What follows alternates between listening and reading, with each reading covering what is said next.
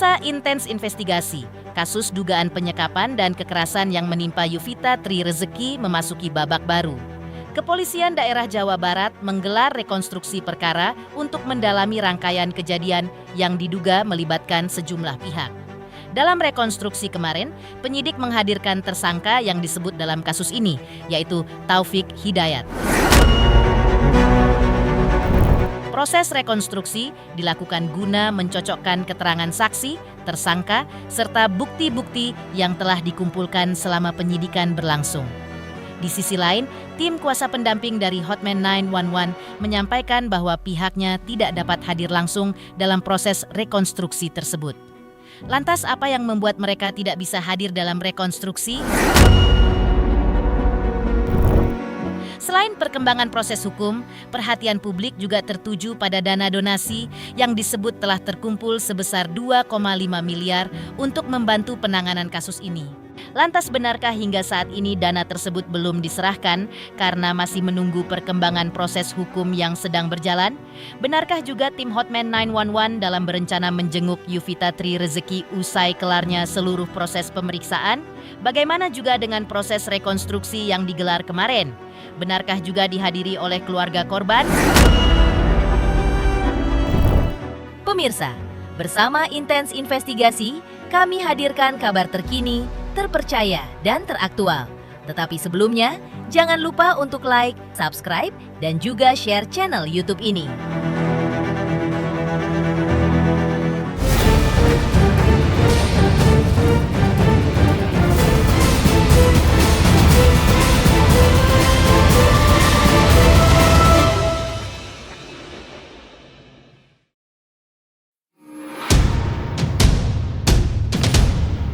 Polda Jawa Barat kembali melanjutkan proses hukum terkait kasus dugaan penyekapan dan kekerasan yang menimpa Yuvita Tri Rezeki dengan menggelar rekonstruksi kemarin.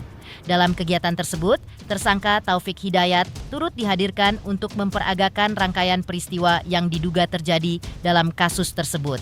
Rekonstruksi ini menjadi salah satu tahapan penting dalam proses penyidikan untuk memperjelas kronologi kejadian serta mencocokkan keterangan para pihak yang terlibat.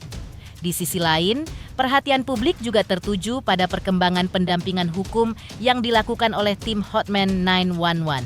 Dalam keterangannya, pihak tim menyebut tidak dapat hadir langsung dalam rekonstruksi tersebut dan hanya diwakili oleh pihak Jawa Barat. Sementara itu, terkait dana donasi yang disebut telah terkumpul hingga sekitar 2,5 miliar untuk membantu korban, tim Hotman 911 menegaskan bahwa dana tersebut belum diserahkan. Alasannya, karena masih ingin melihat perkembangan proses hukum yang sedang berjalan, sehingga penyaluran bantuan akan dilakukan pada waktu yang dianggap tepat. Di tengah perkembangan tersebut, Reza Pramadia juga menyampaikan bahwa dirinya berencana untuk menjenguk Yuvita Tri Rezeki dalam waktu dekat. Namun, kunjungan tersebut baru akan dilakukan setelah proses pemeriksaan selesai, agar tidak mengganggu jalannya penanganan perkara yang sedang berlangsung. Oh iya, hari ini ada rekonstruksi yang dilaksanakan oleh Polda Jabar. Kebetulan dari pihak Hotman 911 tidak ikut menghadiri karena ada juga yang lebih urgent, di sana diwakili dengan dari Jabar Istimewa juga. Jadi update terkini hari ini barusan dilakukan tadi pagi rekonstruksi di beberapa tempat. Dari keluarga sendiri tetap tidak memaafkan perbuatan pelaku yang luar biasa kejam gitu. Kita hanya menunggu saat yang tepat sampai proses hukum ini berjalan, pasti kita akan ke sana. Karena memang kita masih belum bisa menyaksikan sendiri sih ya, dalam arti karena masih di pihak polisian. Bisa dari pihak keluarga adalah pelaku hukum sudah berarti. Hari ini tanggal 3 Juli 2026 sudah terkumpul uang sumbangan 2 miliar 500 juta plus untuk korban Yuvita korban yang dianiaya oleh dan disandra oleh laki-laki itu 3 tahun yang sekarang sudah di penjara. Ini saya buka dengan syarat uang ini hanya untuk modal dia untuk masa depan. Ya, yang akan diserahkan nanti langsung ditransfer ke bank, akan buka rekening atas nama dia dengan mendatangkan dia Yuvita dengan mendatangkan Yuvita ke Jakarta sesudah sehat. rekonstruksi kasus dugaan penganiayaan dan penyekapan yang melibatkan Taufik Hidayat terhadap kekasihnya, Yuvita Tri Rizky, digelar secara tertutup di Mapolda Jawa Barat. Kegiatan tersebut dipusatkan di Gedung Direktorat Reserse Perlindungan Perempuan dan Anak (PPA) serta Pemberantasan Perdagangan Orang Polda Jawa Barat. Rekonstruksi dilakukan dengan pengamanan ketat dan tidak dibuka untuk umum maupun media secara langsung di dalam ruangan. Meski demikian, sejumlah pihak terkait, termasuk keluarga korban, terlihat hadir untuk menyaksikan jalannya proses rekonstruksi yang memperagakan rangkaian peristiwa yang diduga terjadi dalam kasus ini. Dalam kegiatan tersebut, tersangka Taufik Hidayat tampak mengenakan baju tahanan berwarna oranye. Ia diperlihatkan memperagakan sejumlah adegan yang diduga berkaitan dengan peristiwa penganiayaan dan penyekapan terhadap korban. Setiap adegan diperagakan berdasarkan hasil pemeriksaan sebelumnya, guna memastikan kesesuaian antara keterangan yang diberikan dan fakta di lapangan. Kehadiran keluarga korban dalam proses tersebut menjadi perhatian tersendiri. Mereka tampak mengikuti jalannya rekonstruksi dengan serius, meski kegiatan berlangsung dalam suasana tertutup dan penuh pengamanan.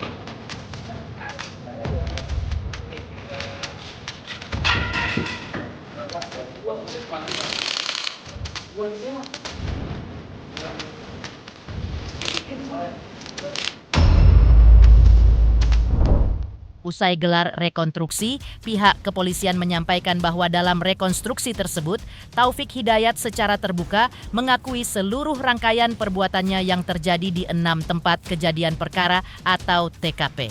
Namun demikian, dari 6 TKP yang semula direncanakan untuk direkonstruksikan, pihak kepolisian akhirnya memfokuskan pelaksanaan rekonstruksi hanya pada 3 TKP. Keputusan tersebut diambil setelah dilakukan pertimbangan lebih lanjut oleh penyidik. Menurut pihak kepolisian, ketiga TKP yang dipilih merupakan lokasi-lokasi kunci atau central point dalam rangkaian peristiwa penganiayaan dan penyekapan yang terjadi. Hingga rekonstruksi selesai, situasi di lokasi tetap terkendali. Pihak kepolisian juga menegaskan bahwa proses penyidikan akan terus berlanjut guna mengungkap secara menyeluruh rangkaian kasus tersebut. Rekonstruksi sudah berjalan dengan baik, lancar, dan alhamdulillah tidak ada penolakan dari tersangka dan tersangka mengakui semua perbuatannya di 6 TKP. Dari 6 TKP yang kami rekonstruksikan dan kita sudah sepakati bersama, yang kita rekonstruksikan adalah 3 TKP. TKP 3, 5, dan 6. Karena 3 TKP itulah yang menjadi sentral poin penting terjadinya penganiayaan dan penyekapan. Kalau TKP 1 dan 2 memang terjadi, 1 belum, yang kedua masih ya penganiayaan ringan tampar-tampar. Gitu aja lah, tapi mulai TKP 3, 5, dan 6 di situ mulai terjadi penganiayaan berat. Kalau TKP 3 itu sudah mulai terjadi penyekapan sampai TKP terakhir di TKP 6. Ya, yang jelas di wilayah hukum Jawa Barat, Kabupaten, dan yang terakhir itu yang ada temuan TKP itu di Ciwaru dan yang terakhir di Cinunuk. Selanjutnya, pihak kepolisian juga mengungkap total ada 21 adegan penganiayaan yang dilakukan oleh pelaku Taufik Hidayat terhadap korban, Yuvita Tri Rizky. Hal tersebut disampaikan oleh pihak kepolisian sebagai bagian dari penjelasan rangkaian peristiwa yang berhasil direkonstruksi. Menurut keterangan kepolisian, setiap adegan menggambarkan tindakan berbeda yang dilakukan oleh pelaku dalam satu rangkaian peristiwa. Penyusunan adegan ini bertujuan untuk memperjelas kronologi serta memastikan kesesuaian antara keterangan saksi, barang bukti, dan pengakuan yang diperoleh selama proses pemeriksaan. Pihak kepolisian menegaskan bahwa rekonstruksi menjadi salah satu tahapan penting dalam penyidikan kasus ini. Selain untuk memperkuat berkas perkara, kegiatan tersebut juga dilakukan guna memberikan gambaran yang lebih jelas kepada jaksa penuntut umum mengenai peran pelaku serta alur kejadian yang sebenarnya. Pelaku melakukan kekerasan fisik dari tamparan, pemukulan berulang, penyekapan, dipukul pakai helm, pakai golok atau benda tajam lainnya di beberapa lokasi. Total tadi 21 adegan, antaranya yang memukul dengan helm, kemudian dengan ada kaki meja itu besi yang TKP terakhir, kemudian ada dengan golok. Dan memang kan korban tidak terlampau mengingat ya karena ada kondisi buta, dia sih bilangnya dengan seperti benda tajam itu, tapi dengan TKP yang kita temukan matching itu dengan meja yang ada kakinya besi. Jadi mukanya juga pakai tangan kosong dengan telapak tangan di pelipis, itu dilakukan oleh pelaku kepada korban. Pelaku juga tidak mengakui dan dari fakta yang ada juga tidak ada menggunting bibir itu. Jadi bibir itu atau gigi rontok itu karena pukulan berkali-kali sehingga rontok dan rusak bibirnya karena kan tidak diobati, jadi lama-lama rusak bibirnya. Momen rekonstruksi memang menciptakan nuansa haru dan emosional, khususnya oleh keluarga korban. Tampak kemarin dihadiri oleh kakak korban yang bernama Afif. Ia mengaku sangat terpukul setelah melihat kembali rangkaian adegan yang memperlihatkan dugaan kekerasan terhadap adiknya. Afif menyampaikan rasa miris dan kecewa mendalam atas tindakan yang dialami korban. Ia menyoroti salah satu adegan yang memperlihatkan korban diduga dipukul menggunakan helm yang sulit ia terima. Bahkan Afif menyebut tindakan yang biadab dan ia juga mempertanyakan orang tua pelaku yang memberi makan apa anaknya tersebut hingga bisa buat sang anak memiliki jiwa yang sadis dan biadab. Namun yang jelas, semua keterangan dan adegan yang diperagakan akan menjadi bagian penting dalam proses pembuktian di persidangan. Sampai ke bapaknya ngasih makan apa ke anaknya sampai biadab kayak gini. Bilangin ke bapaknya. Adegan yang biadab. Kasih tahu ke bapaknya, kasih tahu. Dikasih makan apa anaknya gitu sampai melakukan misalnya kayak gini. Ya, selanjutnya, hampir 3 tahun diduga menghilang dari keluarga dan sekalinya ada kabar, Yuvita Tri Rezeki sudah terbaring tak berdaya di salah satu rumah sakit di daerah Bandung, Jawa Barat. Tentunya hal ini jadi kenyataan pahit bagi keluarga korban. Lantas seperti apa keluarga ungkap rasa penyesalan usai lihat kondisi Yuvita Tri Rezeki yang terbaring mengenaskan di rumah sakit? Pemirsa Intens Investigasi, jangan lupa saksikan terus Intens Investigasi dan pastikan jangan lupa untuk like, subscribe, share, dan juga komen. Tim redaksi Intens Investigasi juga mengucapkan banyak terima kasih kepada semua subscribers hingga channel Intens Investigasi kini sudah mencapai 3.600.000 subscribers.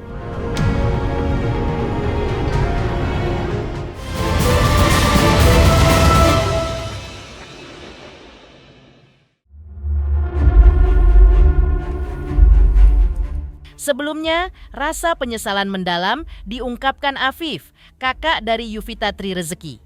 Ia mengaku selama ini memberikan kepercayaan penuh kepada sang adik karena menganggap adiknya sudah cukup dewasa untuk mengambil keputusan dan menjaga dirinya sendiri. Afif mengatakan saat itu dirinya tidak pernah menyangka bahwa kepercayaan yang diberikan justru menjadi salah satu hal yang kini terus disesalinya. Selain itu, Afif juga mengungkapkan adanya momen yang hingga kini masih terus teringat. Ia mengaku pernah dimarahi oleh Yuvita Tri Rezeki ketika mencoba menanyakan kondisi sang adik. Saat itu, Afif tidak menaruh rasa curiga sedikit pun dan menganggap kemarahan tersebut merupakan hal yang wajar. Namun, setelah berbagai fakta mulai terungkap, Afif baru menyadari bahwa pada saat itu adiknya diduga sedang berada dalam tekanan pelaku. Kondisi tersebut membuat sang adik diduga tidak dapat bertindak maupun berkomunikasi secara bebas, sehingga respons yang ditunjukkan kepada keluarga berbeda dari biasanya. Sementara itu, kakak ipar korban turut menceritakan upaya yang pernah dilakukan keluarga untuk mencari keberadaan korban. Ia mengaku sempat mau membuat unggahan di media sosial dengan harapan informasi tersebut dapat menyebar luas dan membantu menemukan korban. Dalam unggahan tersebut, ia menuliskan narasi bahwa Taufik Hidayat diduga telah membawa kabur Yuvita Tri Rezeki. Namun sang adik justru memarahi kakak iparnya. Dan sikapnya itu diduga karena berada di bawah tekanan dan pengaruh si pelaku. Saya udah nyari gitu, kenapa saya nggak ngeh bahwa dia waktu bilang ke saya itu, sudah jangan cari saya, itu tuh dia dalam tekanan. Kenapa saya nggak mikir yang enggak gitu, saya selalu mikirnya tuh kita juga mungkin terlalu over buat nggak terlalu ngebebasin dia gitu. Kita memberi kepercayaan bahwa dia sudah besar, sudah bisa mengatur dirinya sendiri gitu. Di sosial media kan sempat diviralkan kan, sempat di-share dengan narasi bahwa pelaku itu membawa kabur adik kami gitu. Lalu dia nelpon sorenya marah-marah bahwa dia nggak mau dicari, katanya dia nggak hilang, dia ada, sambil marah-marah. Ya intinya dia tidak mau ada hubungan lagi dengan kami. Di sisi lain, kakak korban, Afif juga mengupdate tentang kondisi terkini Yuvita Tri Rezeki yang sudah berangsur-angsur membaik dan saat ini sedang menjalani terapi untuk duduk. Lalu tahapan selanjutnya akan melakukan operasi di bagian wajah. Kakak korban juga mengungkap rasa syukurnya terkait pembiayaan sudah di-cover oleh Kang Deddy Mulyadi dan Pemprov Jawa Barat senilai 1 miliar. Selain banyaknya juga bantuan dari yang lainnya. Lalu mengenai beredar video pelaku Taufik Hidayat mendatangi kantor Gubernur Kang Deddy Mulyadi sebelum ditangkap. Kakak korban pun merespon hal tersebut dan mengatakan si pelaku ingin meminta pembelaan dan ingin memutar balikan fakta. Alhamdulillah buat sekarang adik saya udah berangsur-angsur membaik ya. Sekarang itu kebetulan lagi terapi untuk bisa duduk, berjalan juga kalau sekarang. Untuk prepare ke depannya, tapi cuma belum dapat jadwal untuk operasi selanjutnya ya. Rencana itu ada operasi di bagian area muka sih, cuman belum tahu yang mananya ya. Alhamdulillah buat sekarang udah nggak perlu mikirin soal biaya ya. Alhamdulillah udah tanggung semua sama Pak Kadem dan Pemprov Jabar kayak gitu. Itu kemarin untuk masuk deposit tahap awal di rumah sakit udah masuk 1 M kemarin. Tentu masa terbantu ya, alhamdulillah itu banyak yang peduli, banyak yang bantuin juga sahabat-sahabat semuanya gitu kan. Selanjutnya, lalu seperti apa juga adik kandung Yuvita Tri Rezeki ungkap lokasi penyekapan sang kakak yang ada di 2 tempat yang berbeda? Pemirsa Intens Investigasi, jangan lupa saksikan terus Intens Investigasi dan pastikan jangan lupa untuk like, subscribe, share, dan juga komen. Tim redaksi Intens Investigasi juga mengucapkan banyak terima kasih kepada semua subscribers hingga channel Intens Investigasi kini sudah mencapai 3.600.000 subscribers.